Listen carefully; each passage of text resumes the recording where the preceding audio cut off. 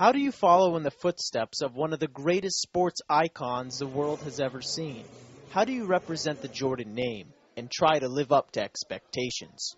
Marcus Jordan does it by being himself. There are no obvious similarities between Marcus and his father Michael. Marcus is 6'3", wears a headband, uses prescriptive sports goggles, and is left-handed. You won't see his tongue hanging out or a takeoff from the free throw line, but you will see a player who knows how to play the game the right way. He isn't flashy and dynamic like his favorite player Kobe Bryant, but he plays within himself, putting the team ahead. He's got a real basketball IQ, so he knows what's going on the floor at all times. When Marcus transferred to Whitney Young, the school of First Lady Michelle Obama, his coach Tyrone Slaughter sat down with him to make sure he wanted to be Marcus, not Michael. That's a phenomenal lineage to be from, the son of the greatest player. But at the same token, you want to be able to say or have it said that you stood on your own merit. He loves that he's Michael Jordan's son, and who would not love that? But it has not been a deterrent for him trying to be the best player that he can be. And he has not shied away from any of it. He has no problem with letting you know who his father is. He has no problem with letting you know who his favorite player today is.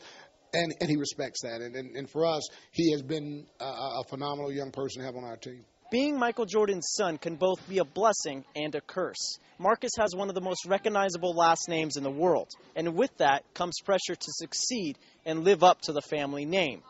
But Marcus is taking it all in stride.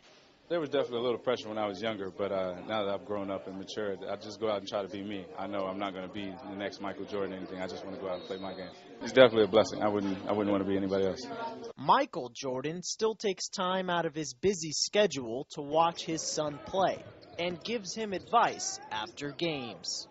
We'll watch film and he'll break down like every single play. And, I mean, it's good. It's good to learn, but sometimes it'll take like 2 hours just to critique me because I mess up so much or I do something wrong. But it's very helpful. We played 21 a lot, me and my dad and a couple of our friends, and I win like 1 out of 3. But I think he probably let me win.